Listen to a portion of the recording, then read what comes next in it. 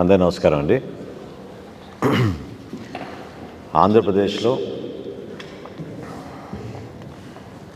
జగన్మోహన్ రెడ్డి గారి ప్రభుత్వం ఏర్పడిన తర్వాత ఎక్కువగా సామాన్యులు ఎదుర్కొన్న ప్రధాన సమస్య మన రోడ్ల దుస్థితి.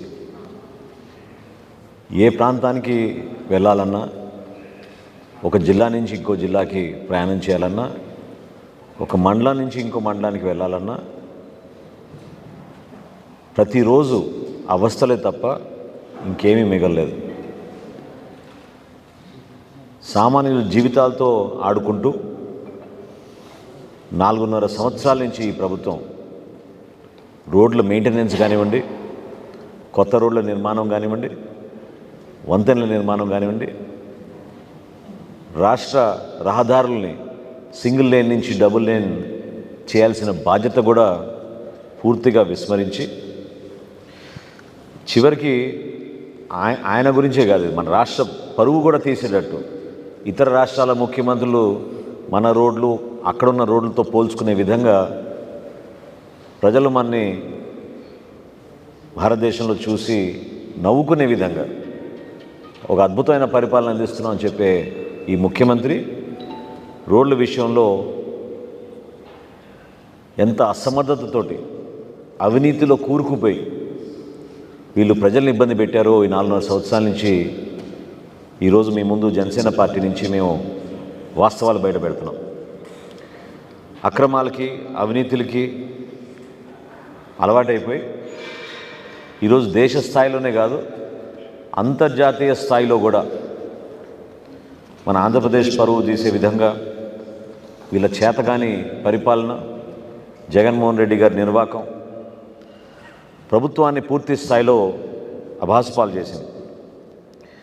ప్రాజెక్టులు అద్భుతంగా కట్టేస్తున్నాం అని శంకుస్థాపన చేసి హెలికాప్టర్లు వేసుకెళ్ళి ప్రజాధనం వృధా చేసి భారీగా మీటింగ్లు ఏర్పాటు చేసిన ఈ ముఖ్యమంత్రి చివరికి ఈరోజు Asian infrastructure investment bank AIIB తర్వాత న్యూ డెవలప్మెంట్ బ్యాంక్.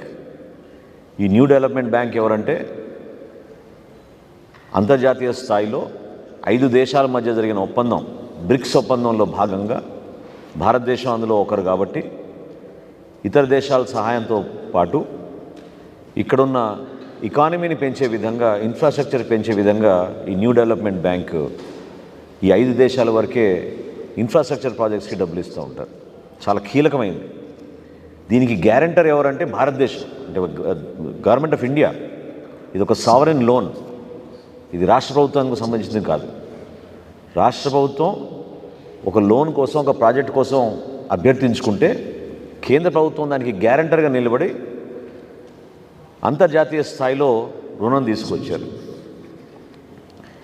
ఎన్ని సందర్భాల్లో కేంద్ర ప్రభుత్వం హెచ్చరించినా ఈ రాష్ట్ర ప్రభుత్వం ఏమాత్రం కూడా మారకుండా వాళ్ళ పందాలో వాళ్ళు పనిచేసుకుంటూ రివర్స్ టెండరింగ్ అంటూ ఈయన ముఖ్యమంత్రి అయిన తర్వాత కొత్త విధానం మొదలుపెట్టాడు. రివర్స్ టెండరింగ్లో ఈ న్యూ డెవలప్మెంట్ బ్యాంక్ నుంచి తీసుకొచ్చిన రుణాలు అవేంటో నేను ఎక్స్ప్లెయిన్ చేస్తాను. 85 కోట్ల రూపాయలు మేము సేవ్ చేసామని చెప్పి విపరీతంగా వీళ్ళు ప్రెస్ మీట్లు పెట్టి విమర్శించుకుంటూ కాలం గడిపేశారు. 85 కోట్ల రూపాయలు రివర్స్ టెండరింగ్ ద్వారా సేవ్ చేసామని చెప్పిన, ఆదాయం చేసామనే ఈ మహానుభావులు చివరికి ఏం చేశారు అసలు యాక్చువల్ రోడ్స్ కోసం అంటే, ఇక్కడ 2 ప్రాజెక్ట్స్ ఉన్నాయి ఆంధ్రప్రదేశ్కి సంబంధించిన major and critical road projects. అందులో మొదటిది AP roads and bridges reconstruction project.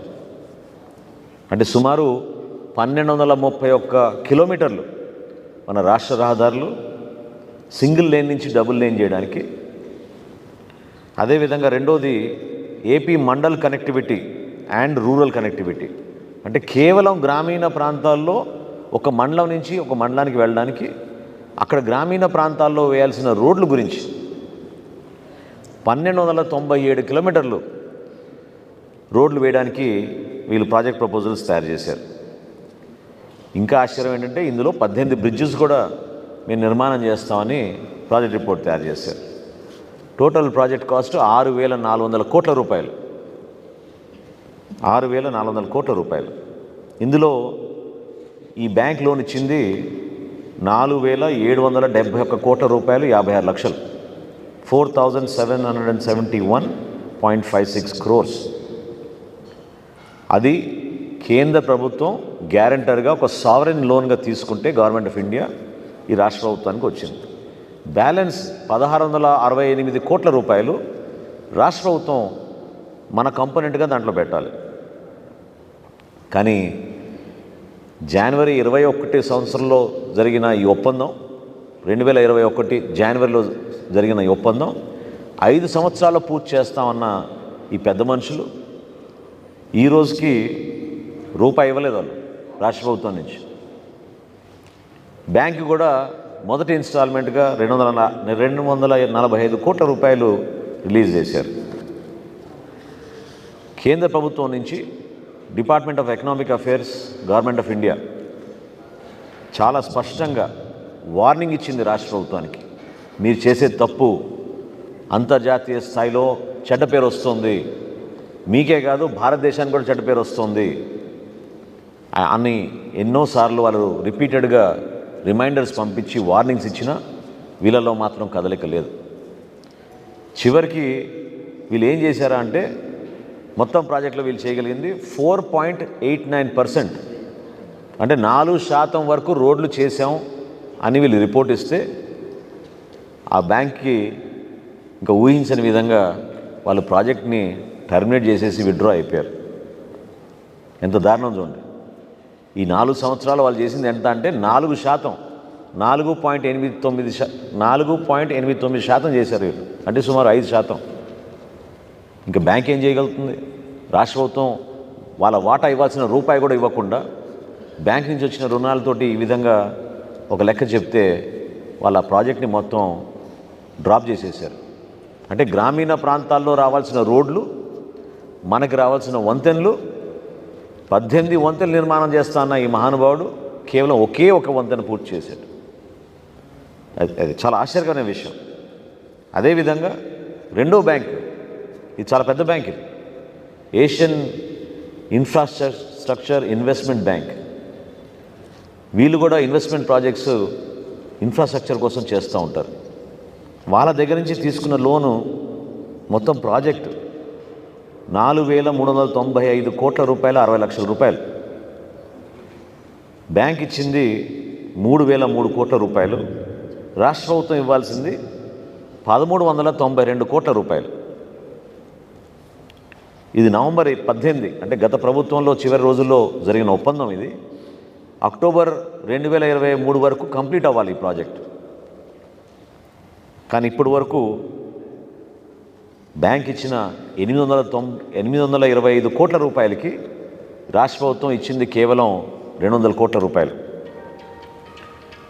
ఈ ప్రాజెక్టులో 6,000 కిలోమీటర్లు పూర్తి చేస్తామని చెప్పారు. 6,000 కిలోమీటర్లు పూర్తి చేస్తామని చెప్పారు. వీళ్ళు చూపించే లెక్క 2,182 కిలోమీటర్లు. ఇది గత సంవత్సరం మేలోనే ఈ బ్యాంక్ ఒక నిర్ణయం తీసుకుని 3 సందర్భాల్లో రెడ్ ఫ్లాగ్ అంటారు, అంటే వార్నింగ్, జాగ్రత్త అనేది. ఇది చాలా పరువు తీసే విధంగా ఒక అంతర్జాతీయ స్థాయిలో బ్యాంక్ మన రాష్ట్ర ప్రభుత్వానికి మన పరువు పోయే విధంగా 3 సందర్భాల్లో వాళ్ళు రెడ్ ఫ్లాగ్ రేజ్ చేస్తే ప్రభుత్వం నుంచి స్పందన రాకుండా చివరికి ప్రాజెక్ట్ని టర్మినేట్ చేసేశారు. నేను చదువుతాను చాలా స్పష్టంగా బ్యాంక్ ఏం చెప్పిందో. The project has now been assigned 3 red flags. The key implementation challenge is the unavailability of funds and release of funds by the counterpart. Counterpart ఇక్కడ ఎవరంటే రాష్ట్ర ప్రభుత్వం.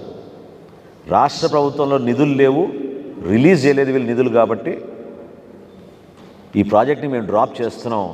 దీనికి 3 సందర్భాల్లో మేము రెడ్ ఫ్లాగ్స్ రేజ్ చేసినా కూడా పట్టించుకోలేదు అని ఒక అంతర్జాతీయ స్థాయిలో ఏషియన్ ఇన్వెస్ట్మెంట్ ఇన్ఫ్రాస్ట్రక్చర్ బ్యాంక్ ఈ విధంగా నిర్ణయం తీసుకుందంటే ఎంత దౌర్భాగ్యమో చూడండి. అసలు ఎక్కడ చూసినా వీళ్ళు అవినీతిలో కూలిపోయి ఏదైతే రివర్స్ టెండరింగ్ అని చెప్పారో ఆ రివర్స్ టెండరింగ్ని సమర్థించుకోవడానికి కాంట్రాక్టర్లతోటి వీళ్ళు కార్టెల్స్ రింగ్స్ ఫామ్ చేసి ఇంకెవరిని రానికుండా జరగాల్సిన ప్రాజెక్ట్స్, మన రాష్ట్రానికి అందాల్సిన మన రోడ్లు, సింగిల్ లేన్ నుంచి డబుల్ లేన్కి మారాల్సిన మన రహదారులు, వంతెన నిర్మాణం చేయాల్సిన ప్రాంతాలని పూర్తిగా వీళ్ళు ఇబ్బంది పెట్టి చివరికి ఈ బ్యాంకుల ద్వారా నిర్ధారించింది ఏంటంటే, ఇది మన రాష్ట్ర ప్రజలకి తెలియాలి. మా వంతు మేము జనసేన పార్టీ నుంచి ప్రతిరోజు ఇదే ప్రయత్నం చేస్తున్నాం. ఈ 11 ఎక్స్టర్నల్ ఎయిడెడ్ ప్రాజెక్ట్స్కి వాళ్ళు ఇచ్చిన నిధుల్ని వాళ్ళు అన్నది ఏంటంటే, half the money has been diverted. ఇది బ్యాంకులు రాసింది. వాళ్ళు ఇచ్చిన రుణాల్ని half the money has been diverted. అందులో భాగంగా కేవలం రోడ్స్ కోసం ఇచ్చిన 1070 కోట్ల రూపాయల రుణాలు, 300 కోట్లు మిస్అప్రాపరేషన్ జరిగిందని చెప్పారు.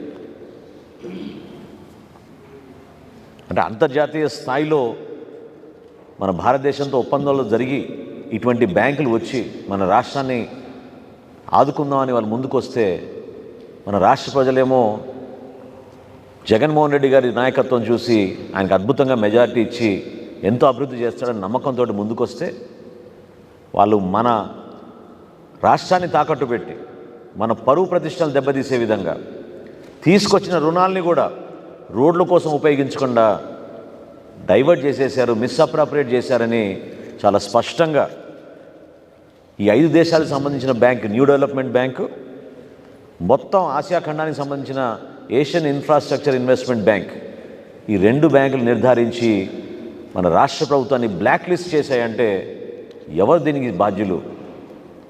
ఈ ప్రభుత్వం కాదా? వీళ్ళ చేతగాని ప్రభుత్వం కాదా? పరిపాలన చేతగాక ప్రజల్ని ప్రతిరోజు ఇంటి నుంచి బయటికి వెళ్ళాలంటే ప్రాణాలు గుప్పెట్లో పెట్టుకుని ఆ గుంటలు అసలు ఎక్కడ ప్రయాణం చేయాలన్నా ఎంత గంటల సేపు ఎక్కువ సమయం పడుతుందో మన రాష్ట్ర ప్రజలకి తెలుసు. ఇది కేవలం అవినీతి, అక్రమాలు వీటికి అలవాటైపోయి ఏది ప్రయారిటీ ఇవ్వాలో తెలియక అంతర్జాతీయ స్థాయిలో మనని ఆదుకోదామని చెప్పి వాళ్ళు ముఖ్యంగా మన ఆంధ్రప్రదేశ్కి వాళ్ళు ఈ విధంగా రుణాలు ఇస్తే, దానికి కేంద్ర ప్రభుత్వం గ్యారంటర్గా నిలిస్తే, ఎన్ని సందర్భాల్లో వాళ్ళు మీరు చేస్తుంది తప్పు, ఇది రెడ్ ఫ్లాగ్, నిధులు రిలీజ్ చేయండి అని చెప్తే ఉన్న నిధులు కూడా వీళ్ళు డైవర్ట్ చేసేసుకుని ఇతర కార్యక్రమాలకి వీళ్ళు మిస్అప్రాపరేషన్ చేశారు అని స్పష్టంగా ఈ 2 బ్యాంకులు, new development bank, Asian infrastructure investment bank నిర్ధారించారంటే ఇంక మన రాష్ట్ర ప్రజలు దయచేసి అర్థం చేసుకోవాలి. ఈ రోజుకి కూడా కనీసం రోడ్ల మెయింటెనెన్స్ ఎక్కడ లేదు. 2000 కోట్ల రూపాయలతో టెండర్లు పిలిచామని చెప్పి 3 సంవత్సరాల క్రితం ఈ ముఖ్యమంత్రి ప్రకటించారు. ప్రతి పండక్కి రోడ్లు అయిపోతాయని చెప్తాడు. ప్రతి మాన్సూన్ సీజన్ కల్లా ముందే రోడ్లు పూర్తి అవుతాయని చెప్తారు. ఈ 4.5 సంవత్సరాల నుంచి మన సమయం వృధా చేసి ఈ రాష్ట్ర ప్రజలకి ఇంత ఇబ్బంది కలిగించిన వ్యక్తులు ఈ వైఎస్ఆర్సీపీ ప్రభుత్వం, జగన్మోహన్ రెడ్డి గారి నాయకత్వంలో చాలా అన్యాయం చేసింది, తీవ్రమైన అన్యాయం చేసింది. భవిష్యత్తులో మనం రుణాలు తెచ్చుకోవాలన్నా, ఒక ప్రాజెక్ట్ మనం అప్రూవ్ చేయించుకోవాలన్నా ఈ రోజున మనం బ్లాక్ లిస్ట్ అయిపోయాం. కాబట్టి ఆ పరిస్థితి కూడా లేకుండా చేశారు వీళ్ళు. ఇంత దుర్మార్గంగా వ్యవహరించారనేది ఈరోజు మీ అందరి ముందు ఈ సమాచారం ప్రవేశపెడుతున్నాం.